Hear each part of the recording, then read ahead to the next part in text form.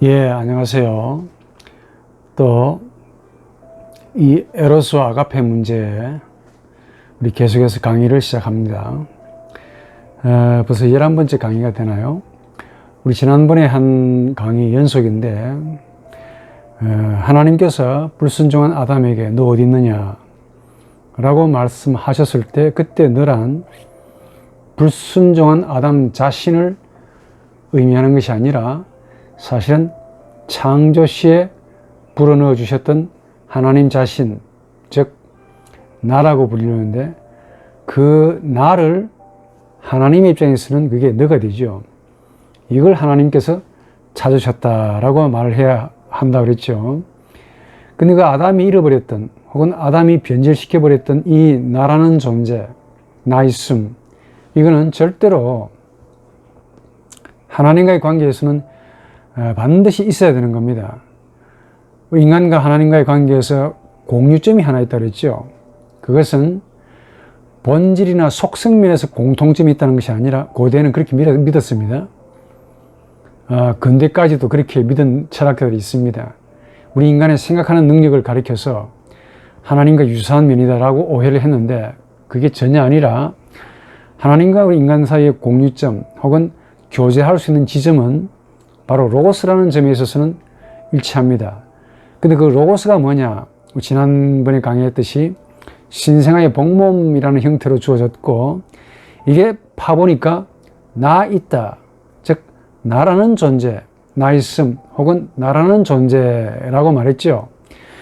이게 바로 하나님에게서, 하나님과의 관계에서 우리 인간에게 반드시 가져야 될 것이고 이걸 불순종함으로 아담이 잃어버렸거나 곡해시켰기 때문에 그걸 가지고 하나님께서 아담에게, 나무 뒤에 숨어있는 아담에게 너 어디에 있느냐를 이제 물으신 거죠. 그런데 칼 구스타프 융의 이야기를 빌려서 이 처음 들었던 그 하나님의 너 어디 있음, 너 어디 있느냐라는 이 질문이 어마어마하게 성경에는 잠깐 동화처럼 묘사되어 있지만은 이게 엄청난 무게를 담은 하나님의 말씀이었다 그랬죠. 이게 받기 어려워서, 견디기 어려워서 일종의 두려움 형태로 받으면서 의식이 감당할 수 없는 이 영역을 무의식의 세계로 집어넣음으로 부패하고 난 이후로 그 말씀을 들은 이후로 아담의 영혼이 이제 의식과 무의식으로 이제 구분하게 되었다라는 그 말이죠. 그래서 너 어디 있느냐라는 그 말은 우리 인간의 의식이 담을 수 없어서 무의식의 심연 아래로 깊이 가라앉아 있고 그 대신에 딸랑 의식이라는 부분만 남아 있었는데 그 의식은 본질적으로 하나님 있음, 하나님의 나 있음을 상실한 의식, 즉 나의식이죠. 나를 의식하는 의식인데 이때 말하는 자의식, 나의식은, 우리 인간의 의식은 자의식 혹은 나의식인데 이 나의식은 나라는 말은 하나님 있음, 하나님 계심을 의미합니다. 그래서 우리 인간의 의식은 인정하든 인정하지 아니하든 하나님 계심, 하나님의 있음을 늘 의식하는 의식이라고 말이죠. 그런데 이런 자의식으로 세상을 창조하죠. 창세기 4장 이하에 쫙 보면 신기롭게도 가인이 아벨을 죽이죠. 그리고 가인의 후손들이 줄줄줄 나와가지고 성을 쌓고 뭐 쫙 소위 문화라고 하는 세상이라는 거대한 뭔가를 지금 단초를 쌓는 그 작업을 창세기 4장에서 묘사하고 있습니다. 이걸 볼 때 세계사 역사는 이런 아담의 부패한 역사이고 정확하게 말하면 잃어버린 하나님의 형상 혹은 하나님의 나 있음을 의식하는 자의식의 산물인 거죠. 그러니까 인간이 무엇을 하든 선한 일을 혹은 착한 일을 악한 일을 행하든 모든 그 만들어진 세상을 창조하는 모든 역동 그 밑바닥에는 하나님을 두려워함과 동시에 이런 하나님을 그리워하는 이 두 가지 어떤 정서가 복합적으로 깔려 있습니다. 그래서 두려워한다, 이런 지금 느끼는 두려움이 아니고 원초적인 두려움이다. 말이 없기 때문에 이런 두려움으로 이해할 수가 있습니다. 그러니까 하나님의 나 혹은 하나님의 나 있음, 이것은 우리 아담에게는 너 어디 있느냐로 이제 하나님께서 물으셨는데, 하나님의 나 있음이 자신의 상대인 아담에게 너 어디 있느냐 이렇게 물으셨는데, 이 질문이 아담을 강박한 셈이죠. 그로 인해 아담은 강박된 영혼이 되면서 의식과 무의식으로 구분되면서 소위 의식은 나 의식이 되었다라는 이 내용이 되게 중요하다 그랬습니다. 나가 된 거죠. 이제 우리 소위 말하면 나가 된 존재가 이제 되었는데, 이것은 상대에게서 너를 찾는 존재입니다. 반드시 이 나가 없으면은, 혹은 나가 아니라면 결코 너를 찾을 수가 없다는 이야기예요. 그러니까 하나님이 우리 인간을 창조하실 때 하나님의 너로 창조하셨죠. 그래서 아담에게 하나님께서 너 어디 있느냐라고 찾으신 것처럼, 아담에게 있어서 이 너라고 하는 것은, 즉 나라고 하는 것은 하나님을 만나는 데 있어서 가장 중요한 단초, 하나의 뭐랄까요, 이게 없으면 도무지 하나님을 만날 수 없는 동물이 되어버립니다. 이것 때문에 사람이고, 이것 때문에 하나님 형상이라고 그러고, 이것으로 인해서 하나님과의 관계를 인격적으로 가질 수가 있기 때문에 굉장히 소중한 것이죠. 그러나 정작 아담은, 우리의 인류의 조상인 아담은 이 소중한 것을 가지고 있었지만은 불순종하고 난 다음부터 비로소 이걸 참혹하게 깨닫기 시작합니다. 그 역사가 바로 세계 역사입니다. 한 번 더, 세계 역사는 잃어버린 하나님의 형상, 하나님의 너 어디 있느냐라는 그 말씀을 다시 찾고자 하는 역사이지요. 아무리 뭔가를 많이 창조하고 뭔가를 개발한다 하더라도 그 밑바닥에는 하나님을 두려워함과 동시에 그 하나님을 그리워하는 마음이 깔려 있습니다. 조금 비약해서 말씀을 드리면은, 불순종한 아담에게서, 너를 잃어버린, 나를 곡해시킨 혹은 상실한, 하나님과의 관계를 상실해버린 이 아담이 비로소, 이제 이런 아담에게 비로소 하나님이 인격적인 하나님이시다라는 사실을 체험하기 시작하는 거예요. 그때부터 체험이 나오는 겁니다. 하나님 안에 있을 때는 모르죠. 엄마 뱃속에 있을 때 아이가 어머니의 소중함을 잘 모르듯이 마찬가지입니다.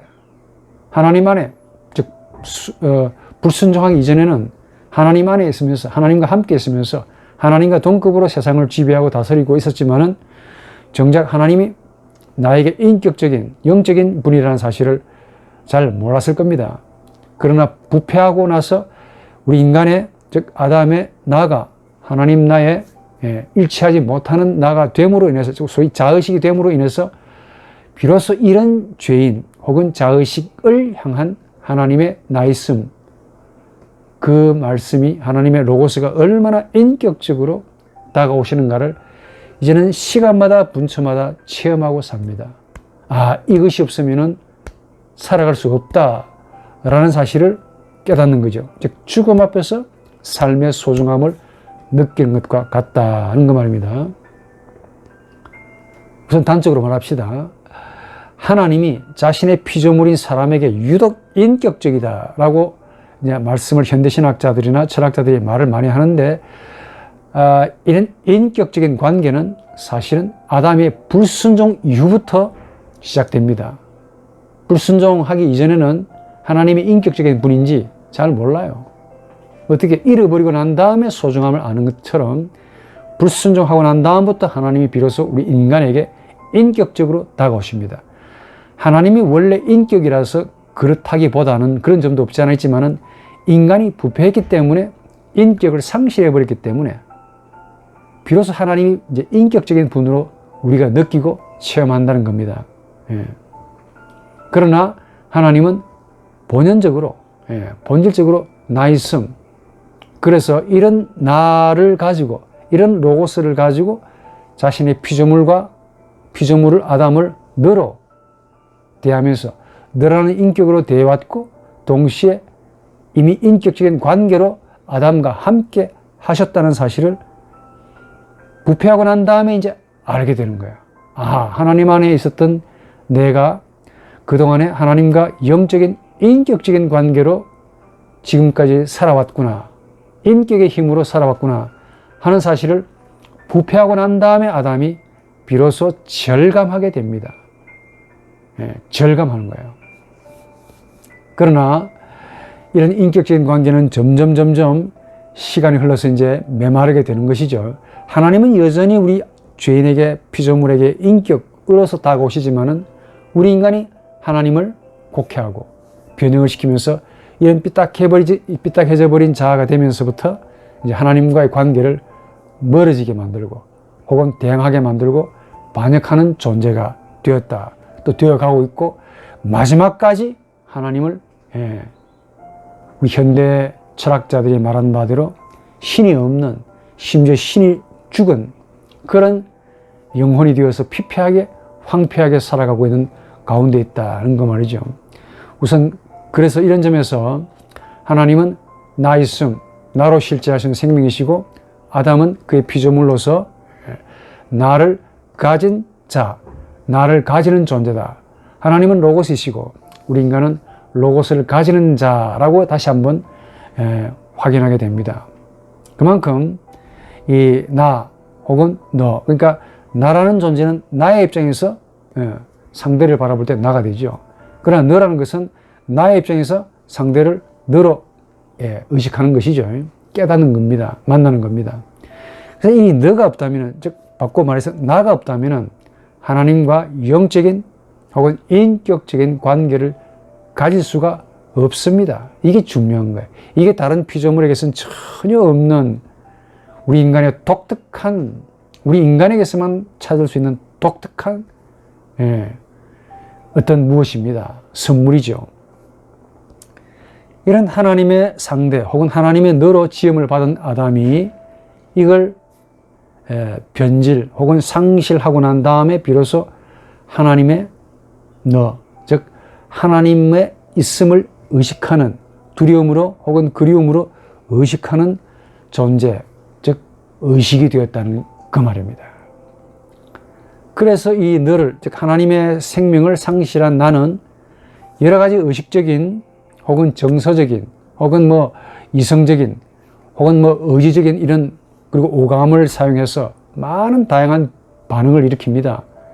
그 가운데서 중요한 게 있는데 죽음에 대한 두려움입니다. 이게 가장 두려운 거야. 창세기 2장 17절에 보니까 하나님께서 아담이 불순종하기 전에도 이미, 그러니까 아담을 만들기 전에도 아담이 불순종하고 자신을 버릴 것을 이미 아셨습니다. 선악과를 따먹음으로 자신의 말을 불순종하고, 그래서 아셨지요. 뭐라고 하시느냐. 선과 악을 알게 하는 나무의 열매를 먹지 마라. 너는 거기서 나는 것을 먹는 날에는 반드시 죽을 것이다. 라고 이제 경고하셨습니다. 어떤 분은 이걸 이제 경고 혹은 이렇게 하시는 뭐 다양한 해석으로 하시는데 조금 넓게 본다면 경고라기보다는 예언에 가깝습니다. 예견이죠. 예상이죠. 왜냐? 하나님은 이미 창조하기 전에, 아담을 만들기 전에도 만들고 나서 저 아담이 하나님 자신과 같이 능력을 가지고 있는 자라서 분명히 자유의지로 자신의 말을 듣지 아니하고 피조물인 사탄의 말을 듣고 자신을 떠날 것을 이미 아셨습니다. 아시면서 만든 것이죠. 그래서 경고가 아니고 예언입니다. 경고는 어때요? 일방적인 금지의 형태죠. 먹지 마라. 먹으면 반드시 죽을 것이다. 어떤 금지의 형태인 것처럼 보이는데 만약에 모르시고 만드셨다면 하나님은 정말 무지의 하나님이시죠. 왜 모르시냐 이게야. 하나님이 정말 인간의 타락을 원치 아니하셨으면은 만들지 않았으면 안 됩니까? 근데 모르시고 만드셨다? 몰랐는데 그놈이 하나님 창조주를 배반했다. 이렇게 되면 무지의 하나님이고 무능한 하나님이 되시죠. 만들어 놓고는 이미 만들어진 피조물은 자신을 떠나버리는 그야말로 이신론이 되어버립니다. 예견으로 보는 게 좋죠. 예언. 다 아시면서 만드셨다. 그러니까 예견은 예상과 아울러 이를 통해서 뭔가 새로운 차원의 지평을 여는 어떤 무엇을 표현하는 말이죠. 이게 예언인 거죠. 예언, 예시 혹은 예견, 경고가 아닙니다. 금지가 아니고. 만약에 한 번 더 아담이 불순종을 원치 않았더라면 어떤 방식으로든 하나님은 전능하시다고 하시니까 어떤 방식으로든 아담의 부패를, 불순종을 막았을 겁니다. 선악과를 안 만들면 되지 않겠습니까?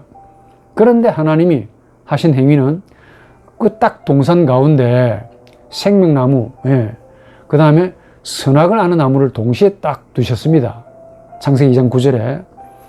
그래서 이런 하나님이 먹지 마라, 먹으면 죽을 것이다 라는 이 말은 금지의 혹은 율법의 혹은 금지의 형태의 율법이 아니라 사실은 아담의 불순종을 예상하시고 예견하시고 이를 통해서 뭔가 새로운 생명의 정신적인 차원으로 이끄시려는 하나님의 의도가 담겨있는 예상, 예언이었습니다. 지난번 전에 말씀드렸지만 이런 점에서 웨스트민 신앙고백의 6장 1절에 아직 한 번 더 말씀을 드리는데 나와 있습니다. 원문 그대로 번역해드리면 그들이 이 죄를, 아담의 불순종이죠. 선악과를 따먹은 이 죄를 하나님의 지혜롭고 거룩한 계획에 따라 허용하는 것이 하나님 마음에 기뻐하셨다. 하나님이 기뻐하셨대요. 아담의 타락을. 이렇게 고백하는 것이 바로 이런 증거라고 봅니다. 신학자들이 제대로 본 거죠. 그러니까 하나님은 선악과를 먹는 날에는 반드시 죽을 것이라고 말씀하셨습니다. 예언을 하셨습니다. 그 말은 하지 마라, 먹지 마라가 아니라 너희는 반드시 먹는다. 그러나 먹고 난 다음에 내가 무언가를 너희들에게 새로운 차원으로 이끈다라는 암묵적인 함의가 담겨있는 예언이시죠. 그러니까 여기서 이제 하나님이 죽는다, 죽을 것이다 라는 죽음을 이야기했는데 이게 지금 어떤 의미를 담고 있느냐 이 말입니다. 지금 우리가 이해하는 죽음일까요? 어떤 분들은 이런 모든 인간들의 사망이 아담 탓을 돌립니다. 아담이 불순종만 하지 않았더라면 우리는 죽지 않았을 거다. 불멸할 거다. 에덴 동산에서 영원히 죽지 아니할 거다. 행복하게 잘 살았을 거다. 라고 이제 참 낭만적으로 말씀을 하시는데 과연 이런 낭만적인 논리가 타당할까? 화란 자유대학교의 그 조직신학 교수였던 그 헬만 바빙크 다 아시죠? 바빙크 이런 말 합니다. 하나님의 형상이 담겨져 있는 영혼은 불멸하다 라고 이제 규정하면서 육체도 영혼의 기관이기 때문에 원래는 불멸에 참여했다라고 과감하게 이렇게 말씀하시죠. 자, 그러면은 물론 후에도 순종이라는 조건 하에서 불멸의 가능성을 이 바빙크가 이야기를 하셨는데 조금 바꿔 말하면은 바빙크는 우리 인간이 처음부터 죽을 존재로 창조되지는 않았다고 보는 것 같아요. 그래서 죽음 역시 창조에 따라 주어지는 자연적인 어떤 무엇이 아니다라고 주장하는 것 같아요. 제 느낌에. 제 양반의 그 조직신학 교의학을 보면 좀 그런 느낌을 갖고 있습니다. 그러니까 범죄하지 않았더라면 우리 영혼이, 여기 육체를 가진 영혼이 어때요? 죽지 않았을 거다라고 이제 이야기를 하시는 듯한데 이게 이제 생각 여하에 따라서 뭐 그럴 수도 있겠죠. 근데 불멸은 있었지만은 이건 잃어버릴 수 있는 생명과 동일하지 않다라고 이제 이분이 말하는데, 즉 무슨 말이냐? 사람이 하나님의 계명을 범함으로 그로 인해 이제 죽는 존재자가 되었다는 말이죠. 이 바빙크의 이 해석을 또 암스테르담 자유대학교 그 벌가워, 제가 나온 그 대학의 그 벌가워 조직신학 교수가 이제 또 해명을 해줍니다. 영혼이, 이 핵심은 이 벌가워가 뭐라고 말하냐면 영혼의 불멸이 아니라 인간의 불멸인데 이게 죄로 인해서 변했다라는 사실을 바빙크가 이야기했다라고 나름대로 이렇게 해석을 해줍니다. 육체가 불멸하다고 말하는 이 바빙크의 이야기를 자기가 좀 들어볼 때 좀 이상하잖아요. 그래서 벌가오는 이런 식으로 해명을 자기도 전부 네덜란드 사람입니다. 하다 보니까 좋게 이제 해석을 해줬는데, 자, 질문을 던져보죠. 만약에 육체가 범죄를 하지 않았고 그로 인해 불멸하다면은 어떤 결과를 가져오느냐. 만약에 다시 말해서 만약에 타락이 없었다면은 어떻게 되었을까? 그럼 영혼도 불멸이고 그 육체를 가진 영혼이 불멸이니까 육체도 이제 불멸할 거다라고 만약에 한다면은 이 이야기를 듣는 우리 현대인들, 특히 과학자들은 이걸 많이 웃을 겁니다. 다행히 불순종해가지고 우리 인간이 타락이, 육체가 죽었고 또 죽음이라는 그 사망을 반드시 맞이해야 됐기 때문에 이게 현실이죠. 맞이했기 때문에 그나마 이런 식으로 해석한 걸 뭐 관심도 없이 이제 보겠지만은 만약에 가정법입니다. 만약에 육체가 불순종의 결과로 이제 원래 불멸인데 불순종의 죄지음으로 인해서 이렇게 죽게 되었다라고 이제 말하게 되면, 그걸 고집하게 되면은, 바꿔 말하면은 우리가 불순종하지 않았더라면 육체도 불멸이다 라고 말하게 되면은 어떻게 되느냐. 우리 인간이 어떻게 돼요? 성욕은 죄가 아닙니다. 우리 인간의 그 다스리고 생육하는, 번식하는 능력을 두고 말해요. 이게 계속해서 어때요? 발휘가 되겠죠. 자식을 낳겠죠. 아담의 후손들이 죽지 않는다. 계속 자식을 낳습니다. 자식의 자식을 자자자자 씩씩씩씩 잘 낳습니다. 이 자식들이 좀 죽어줘야 되고 어른들이 돌아가셔야 될 텐데, 나중에 되면 이 지구는, 우리가 알고 봤더니 지구는 한 100억 정도, 인구가 한 100억 정도가 되면 지구가 멸망한다 그러네요. 과학자들의 말에 의하면 지금 77억인데 인구가 너무 많대요. 식량 문제부터 시작해서. 그러면 죽지 않고 무한대의 인류가 수백억이 된다면 이게 에덴 동산은 천국이 되겠습니까? 지옥이 되겠습니까? 예. 또 다른 지옥이 될 겁니다. 먹는 문제, 식량의 정산, 식량의 생산은 딱 한계가 되어 있잖아요. 땅도 그렇고 바다도 그렇고 우리가 볼 때는 굉장히 무한한 것 같이 보이는데, 이 현대 과학의 이론으로 지구는 동그랗고 땅도 어느 정도 한계가 있고 물도 적정량의 바닷물 한계가 되어 있습니다. 거기에 나오는 생물들은 무한하지 않습니다. 그럼 인류가 죽지 않고 계속해서 번식하고 했다면은 이건 아비규환이 따로 없는 아수라장이 될 거라 그 말이야. 불교에서 아수라장이 있습니다. 아수라도. 지구는 무한한 것이 아니고 유한하죠. 만약에 사망이 없었다면은 아담 이후로 계속 인구가 불어나겠죠.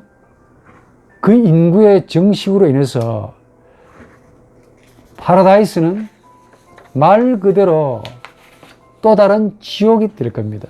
그렇지 않나요? 이런 제한된 땅에서 나오는 식량 무한하지 않습니다.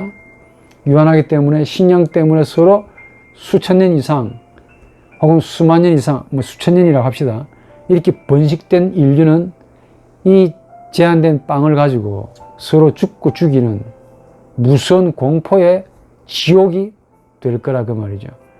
그래서 여기서 죽음과 사망을 구분하지 않고 대부분 동일하게 여기는데, 이게 이제 아담의 불순종 때문에 우리가 죽었다라고 이제 단정하는 것은 좀 문제가 있다는 겁니다. 아까도 말씀드린 바 하나님은 인간의 창조를 이미 하시면서 이미 얘가 불순종해서 자신을 버릴 것을 아시고 창조하셨습니다. 그 웨스트민스터 신앙고 6장 1절 한 번 더 나옵니다. 이미 죽을 것을 아시고, 너 죽을 것이다. 이미 죽습니다. 그래서 아담에게 모든 책임을 돌리는 것을, 사망의 원인을 아담에게 돌리는데, 이 뭔가 좀 그렇죠. 네덜란드의 그 판 레이웬이라는 이 신학자는 이렇게 말합니다.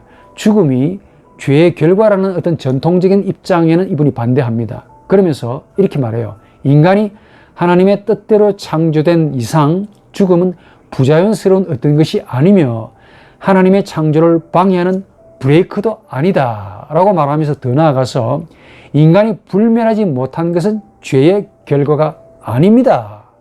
라고 딱 잘라 말한다, 이게. 그런데 제가 이 바빙크의 이야기보다 반 레이웬의 이 양반의 말이 훨씬 더 현대 학문에 접근해서 그런가요? 훨씬 더 설득력 있다라는 느낌이 듭니다. 죽음은 하나님의 창조 행위의 브레이크가 아니래요. 또 인간이 불멸하지 못한 것이 죄의 결과 때문이 아니라고 말합니다. 죄 때문에 인간이 불멸하지 못했다가 아니라는 말이죠. 패러다임을 확 바꾼 겁니다. 이 강의를 들으시는 분 가운데 목사님이 어째 그런 일을 이렇게 말씀을 하실 수가 있는데, 아까도 한번 말씀을 생각해 보십시오. 우리 인간이 죽지 않는다면은, 우리 할아버지, 정조 할아버지, 고조 할아버지가 살아계신다면은 두 손 들고 아멘 하겠지만, 우리끼리는 참 좋겠지만은 온 지구의 인류가 전부 다 그러한다면은 이 제한된 지구에서 새로운 지옥을 맞이할 거라고 말이죠.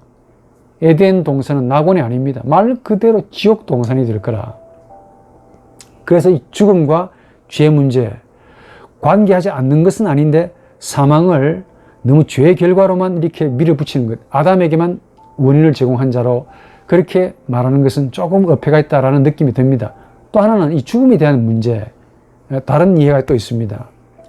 자, 아담의 타락 전에 예견하신 죽음과 지금 우리가 지금 상식적으로 이해하고 있는 죽음 혹은 사망, 한 번 더, 이 말이 똑같기 때문에 그래요. 내가 강의를 하면서도 그렇고 연구를 하면서도 누차 내가 느끼는 건데, 이 단어가 말이 똑같아.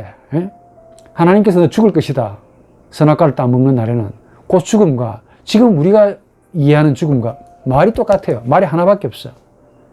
이 하나밖에 없는 말 가지고 하다 보니까 유추가 되고 서로 관계가 되고 사실은 무관한 듯한 한데, 이게 말이 없다 보니까, 한 번 더, 아담이 그 타락 전에 예견하신 죽음과 지금 우리가 상식적으로 이해하는 죽음과 같은 것이냐.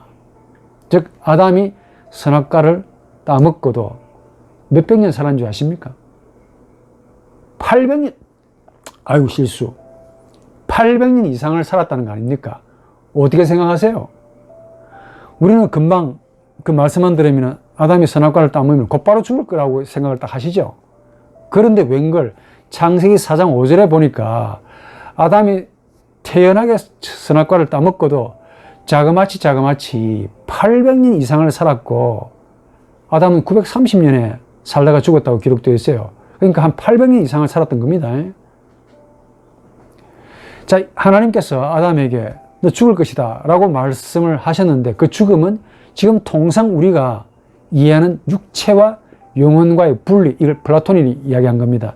죽음을 가리켜 육체와 영혼과의 분리라고, 또 의학적으로는 이 심장의 피의 멈춤, 심폐호흡과 관련된 죽음, 이런 식으로 정의하는데, 이런 죽음이냐? 하나님이 예견하신 죽음이 아니라고 봅니다. 단적으로 말하면은 지금 우리가 이해하는 죽음과 아담에게 선악과를 따먹을 시 죽을 것이다 라고 말씀하셨던 그 하나님의 죽음은 동일한 것이 아닐 수가 있습니다. 한 번 더 벌가오 이야기를 제가 좀 해드리면, 벌가오는 이렇게 말합니다. 죽음과 사망, 그리고 죽음과 사멸 사이의 직접적인 관계는 분명히 구분되어야 한다라고 주장합니다. 이런 점에서 저도 동의합니다. 무슨 말이냐면은, 아담에게 예견하셨던 죽음과 지금 우리가 이해하는 죽음과 좀 구분해야 한다는 그 말이죠. 그 말은 동일하지 않다를 말합니다. 만약에 한 번 더, 사망과 죽음이 동일하다라고 말하면 우리 인류의 종족 보존은 이미 끝장나야 됩니다. 하나님이 죽을 거다라고 말 안 했습니까? 죽어야 되죠. 그러나 어때요? 지금도 여전히 우리는 땅 위에서 종족을 보존하고 있고, 해마다 예? 인류가 한 6천만 명 기본적으로 죽는데요. 태어나기는 더 많이 태어나고, 지금은 바이러스로 더 많이 죽었겠지요만은 6천만 명이 죽고 태어나기는 한 7, 8천, 9천, 1억이 태어난다 합니다. 그러니까 인류가 점점 늘어나는 거죠. 자, 그렇다면 하나님이 최초의 사람, 이 아담에게 하신 죽음은 과장법이 아니냐, 이게 무슨 거짓말이냐, 허풍이냐 하는 생각이 들지 않습니까? 너 따먹는 순간 죽을 거다라고 이야기했으니까. 그래서 그 죽음이 지금 우리가 이해하는 죽음과 분명히 좀 구분되거나 혹은 다를 수 있다라는 생각을 해야 됩니다. 그리고 또 하나 중요한 점은 하나님이 아담에게 너 죽을 것이다 라고 이야기했는데 죽음은 아담이 아직 체험하지 못했습니다. 경험하지 못한 아담이요. 죽음이 뭔지도 모르는 이 아담에게 하나님이 죽을 것이다 라고 말씀을 했는데 이 죽음은 아담에게는 아직 체험하지 않았기 때문에 뭔지 모를 겁니다. 즉 지금 우리가 가지고 있는 죽음은 어때요? 일단 기분이 좋은 겁니까? 나쁜 겁니까? 일단 두렵잖아요. 죽는다 할 때는 일단 공포를 느낍니다. 이런 두려움과 공포를 가지고 있는, 즉 선지식을 가지고 있는 죽음에 대한 이해죠. 우리가 가지는 죽음은. 그러니까 어제도 남이 죽은 걸 본 거야. 또 얼마 전에는 우리 부모님이 돌아가신 걸 내가 본 거야. 경험했어. 마음이 되게 아파. 괴롭더라. 자, 그러면 죽음에 대한 많은 역사를 가지고 소위 선지식을 이미 가지고 있는 지금 우리가 가지고 있는 죽음과 한 번도 죽음을 본 적이 없거나 경험이 없는 아담이 느꼈던 그 하나님이 죽을 것이다 라는 그 말, 의감, 그리고 죽음의 이해가 과연 같다라고 말을 하겠느냐? 다르겠죠. 저는 여러분들은 하루에도 의식하든 의식하지 않든 수많은 죽음을 지금 뉴스를 통해서 경험합니다. 죽은 사람의 특징이 뭡니까? 더 이상 운동하지 않죠. 심장의 피가 더 이상 흐르지 않습니다. 침묵으로 일관하죠. 그리고 시간이 지나면 부패하는 특징을 가지고 있습니다. 잘 알고 있죠. 그래서 이런 우리에게, 이런 경험을 가지고 있는, 지식을 가지고 있는 우리에게는 죽음은 어떻습니까? 와, 공포스럽다, 이게. 두렵다, 이게. 불안하다, 이게. 언젠가 나도 저렇게 되겠네. 예. 그리고 죽음 뒤에 어떤 일이 벌어지는가에 대해서는 우리가 전혀 아는 바가 없습니다. 그러니까 우리가 불안과 공포가 더 커지는 거죠. 좀 뭔가 알고 있다면은 죽음 이후에 새로운 생이 시작된다는 사실을 조금이라도 신앙이 주어져서 믿어진다면은 그렇게 겁나지 않을 텐데 죽음을 겁내거나 죽음을 두려워하는 자들의 대부분이 사망이라는 순간 이후에 되어질 그 심판 혹은 영생에 대해서 아는 바가 없기 때문에 그래요. 불안이 더 심화된다 그 말입니다. 그럼 다시 아담으로 돌아옵시다. 아담은 첫사람이고 아직 죽음을 우리와 같이 지식으로 가지고 있지 않습니다.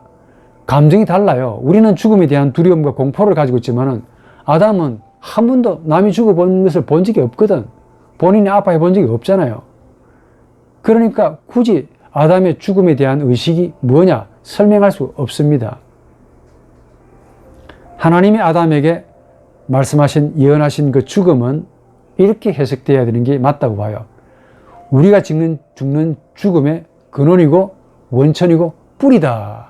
즉 하나님이 첫사람 아담에게 말씀하신 죽을 것이다 라는 그 말, 그 죽음은 육체와 영혼과의 분리, 플라톤의 말처럼 이런 것이 아니라 뭐 자의식이 더 이상 활동하지 않는다 하는 것이 아니라 하나님 자신과의 인격적인 분리, 하나님 자신과의 영적인 단절, 생명과 실제성의 상실을 죽음이라고 해야 한다 하는 겁니다. 이게 오늘 강의의 포인트입니다. 하나님께서 아담에게 너 죽을 것이다 라는 그 말은 하나님과의 영적인 관계를 더 이상 가지지 못하는 상태를 죽음으로 하나님이 보셨다는 겁니다. 그러니까 하나님은 하나님의 입장에서 인간을 보신 거죠. 사람은 사람의 입장에서 하나님의 말씀을 들은 거고 해석이 달라지는 것이죠. 하나님은 하나님으로서 죽음을 사람에게 경고하신 거야. 네가 나로 인해 살아가는 생명체인데, 네페시 생명체인데 네가 나를 잃어버리면, 즉 하나님을 잃어버리면 더 이상 사는 것이 아니고 그 자체가 죽음이다 를 하나님이 말씀하셨다고 보는 것이 좋죠. 그래서 지금 우리가 가지고 있는 죽음에 대한 의식을 가지고 아담에게 하신 하나님이 하신 말씀을 해석하면 안 됩니다. 하나님이 보실 때는 아담은 이미 죽었습니다. 930살까지 살았어도 산 게 아닙니다. 생명만 연장해 나간 것이죠. 하나님과의 관계가 완전히 분리된 이상은 전부 다 죽은 겁니다. 하나님과의 영적인 관계가 단절된 모든 생명체는 더 이상 산 것이 아니고 죽었습니다. 여러분 꽃을 보십시오. 요거는 뿌리가 있어서 물만 주면 살아갑니다. 요거 죽으면 책임은 누구한테 있게요? 내가 물을 안 줬기 때문에 책임은 나한테 있겠죠. 그런데 여기 있는 요 화분 말고 요 꽃 있잖아요. 요거는 뿌리가 없어요. 뿌리가 없는데 누군가가 나를 위해서, 저를 위해서 선물로 가져온 겁니다. 요거 죽겠습니까? 살겠습니까? 백발백중 죽습니다.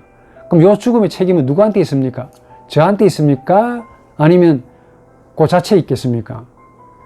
뿌리가 없는 꽃을 가지고 오신 분이고 이미 뿌리가 없는 꽃을 가지고 온 그분에게 있다고 말하기도 좀 그렇지만은 이 꽃 자체가 이미 죽었습니다. 죽었지만은 물을 주면은 또 살아나요. 꽃봉오리가 맺었다가 또 꽃이 핍니다. 마치 살아있는 것처럼 보인다 이게야. 그러나 생명 그 자체는 뿌리에서 이미 날아갔기 때문에 죽은 겁니다. 죽었기 때문에 살아가는 것이죠. 이 말을 왜 드리느냐? 저나 여러분들의 인생의 여정이 불순종한 아담의 후손답게 이걸 인정하지 아니하고 살아있는 것처럼 그렇게 자충죽하며 오늘도 내일도 멸망하지 않을 것 자처럼 그렇게 살아가는 모습을 제가 비꼬는 말입니다. 인간은 원래부터 하나님과의 관계에서 살아가도록 지음을 받았는데 하나님을 버리는 순간, 하나님을 덤지는 순간 죽습니다. 다만 그 죽음의 시기가 800년, 900년, 1000년이 된다 하더라도 반드시 죽습니다. 하나님과의 관계가 단절된 이상은 이미 죽은 목숨이야. 뿌리가 날아갔습니다. 생명이 없는 화초와 같아. 다만 일시적으로 우리가 만들어낸 물 가지고 물을 주면은 봉오리가 꽃을 피는 그 정도는 합니다. 요즘 젊은 분들이 자신의 건강함과 자신의 젊음을 너무너무 자랑하는 것 같아요. 뭐라고 말은 못하겠는데 그렇게 느끼시는 우리 젊은 분들, 저도 한때 여러분과 동일하게 젊어 봤다는 거 아닙니까? 여러분들 늙어봤습니까? 늙으면 새로운 길을 가는 것과 동일해요. 완벽하게 새로운 길입니다. 누가 늙고 싶어서 늙리. 젊은 여러분들은 아직 늙음의 길을 가고 있지 않잖아요. 젊음이 영원하라 좋아하시겠지만은 30년, 40년 지나면은 여러분들의 의지와 무관하게 지금도 늙음의 길을 가고 있다는 거 아셔야 돼. 무슨 말이냐? 사람이 늙음과 그 다음에 사망으로 간다는 것은 자연스러운 순리입니다. 이걸 인정하지 아니하고 영생할 것처럼 허풍을 뜨시는 우리의 인생사가 너무 우습다는 겁니다. 지금도 제 눈에 많은 현상들 가운데 눈에 띄는 것이 불나방 같은 느낌을 많이 받습니다. 제가 동영상 가운데 아포리즘을 제가 올려놨는데 불나방 같아. 나방은 불을 만나면 타 죽습니다. 그런데 불을 좋아해요. 이 불 좋아하는 나방이 지금 불이 피고 있는데 들어갑니다. 자기가 죽을 것을 모르고 지금 들어가는 것 같아요. 알고도 들어가고 모르고도 들어갑니다. 불나방. 이 불나방 같은 인생들이 너무 많아. 안 죽겠습니까? 하나님과의 영적인 관계가 단절된 이상은 우리를 기다리고 있는 것은 사망입니다. 반드시 죽습니다. 그리고 아담의 그 타락과 관계없이 인간의 육체는 한계가 있습니다. 이게 순환작용에서 좀 구분돼야 돼요.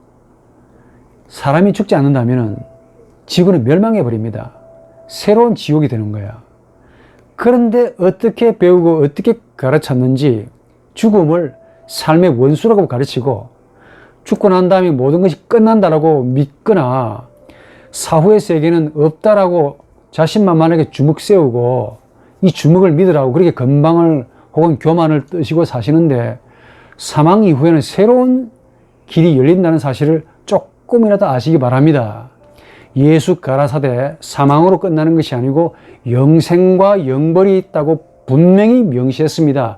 그리고 예수의 가르침과 별도로 우리의 양심이 우리 속에 있는 그 하나님의 형상이 우리에게 뭐라고 속삭이느냐?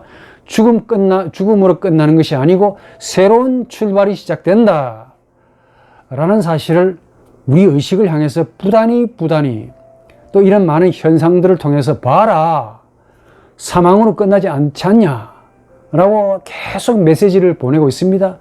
그런데도 이 완고하고 죄 많은 부패한 의식이, 즉 자의식이죠. 하나님을 의식하는, 하나님을 두려워하면서 하나님을 그리워하는 이 의식이 이걸 거부한다 이게야. 받기를 거부합니다. 듣기를 거부한다. 교만한 거죠. 그래서 자기 눈에 보이는 것만 믿고 자기 귀에 들리는 것만 들으려고 애를 쓰고, 그러면서 요만한 지식 가지고 전부를 상상하고 전부를 추정하고 전부를 시스템으로 만들려고 애를 쓰는 이런 금붕어, 이런 강아지의 역할을 하고 삽니다. 어리석습니다. 성경은 말합니다. 우리 인간이 반드시 죽습니다. 죽음을 삶의 원수라고 얘기하고 말한 적도 없어요. 죽음 뒤에는 새로운 세계가 열리는데, 그 죽음은 아담의 불순종으로 주어졌다라고 말하고 싶겠지만 반드시 그런 것만 아닙니다. 우리 인간의 영혼은 하나님이 형성을 가지고 있어서 참 귀한 겁니다. 하루하루를 죽음을 혹은 사망을 의식하면서 살아가는 것이 참 우리에게는 의미가 있는 삶입니다. 만약에 여러분들이 아침에 일어나서 오늘 하루 어떻게 살 것인가 만을 생각한다면 이 삶을 위해서 무슨 짓이라도 할 겁니다. 불나방이 되든, 곧바로 지금 돈을 먹으면 감옥에 간다는 사실을 또 알 텐데, 감옥에 간다는 사실을 알면서도 국회의원들은 그 불륜의 돈을 먹습니다. 이게 불나방이라는 거지. 그러나 내가 이런 생각들은 내가 어떻게 살 것인가만 질문을 던지고 그쪽에만 포커스를 맞췄기 때문에 나오는 현상이야. 반대로 생각해 보십시오. 내가 어떻게 죽을 것인가를 고민한다면 지금 내가 어떻게 살 것인가에 대한 답이 나옵니다. 내가 어떻게 살 것인가에 대한 참된 답은 내가 어떻게 죽을 것인가를 고민하는 데서 생깁니다. 우리에게 주어진 삶이 무한하지 않다는 것 자체가 은혜고, 이 은혜가 끝나고 나면 새로운 은혜의 장이 열린다는 사실을 우리 마음으로 믿고 확신한다면 이 땅 위에서의 이 덧없는 인생을 더욱더 의미 있게, 보람 있게 하나님과의 영적인 관계에서 회복하여 예수처럼, 예수의 인간성처럼 하나님을 사랑하고 내 이웃을 우리 자신같이 사랑할 수 있는, 사랑하며 사는 것이 마땅하다. 이게 새로운 것이 아니고 이런 삶이 바로 마땅하다라고 예수께서 오셔가지고 우리에게 가르쳐 주신 삶이지요. 이런 삶을 살아가는 은혜가 있기를 바랍니다.